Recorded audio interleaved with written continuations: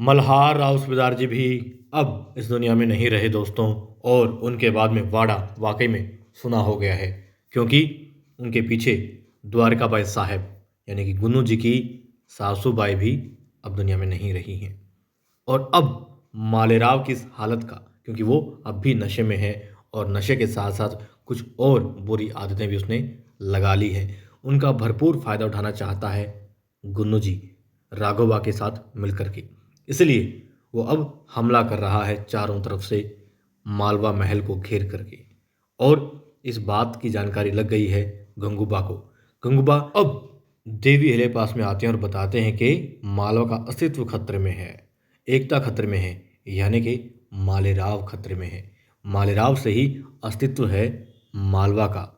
और यदि सूबेदार ही नहीं बचेगा, कोई उत्तराधिकारी ही नहीं बचेगा, तो फिर भला मालवा कैसे सुरक्षित रह सकता है। इसलिए दोस्तों गंगूबा जो है सारी बातें बता देते हैं, देवी अहिल्या को अवगत करा देते हैं जो भी स्थिति बनी हुई है उससे। मगर अब देवी अहिल्या अकेली हैं।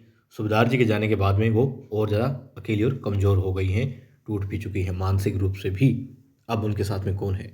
तुको जी, गंगूबा और यशवंत। और अब इन्हीं लोगों में से किसी को भी या सबको, जी हाँ, धराशाही करने की, मारने की तैयारी कर रहा है गुन्नू जी राघोबा के साथ मिलकर के। और दोस्तों यहाँ पर सबसे कमज़ोर जो देवी अहिल्या की कड़ी है, या फिर यूँ कहेंगे कमज़ोरी है, वो है मालेराव।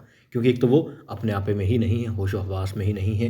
दूसरा, वो अब मतलब ऐसी स्थिति में पहुंच गया कि किसी लायक भी नहीं है, तलवार उठाने लायक भी वो नहीं है। तो दोस्तों देवी अहिल्या को उसे भी बचाना है, यानी मालेराव को भी बचाना है और साथ में मालवा को भी बचाना है।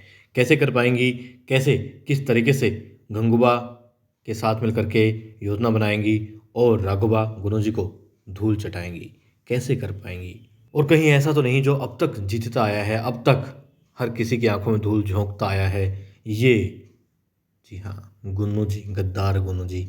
मतलब कितना इसको बुरा भला कहा जाए, भला तो खैर है ही नहीं, बुरा बुरा कहा जाए शब्द कम पड़ जाएंगे, मगर इसके कृत्य कम नहीं है।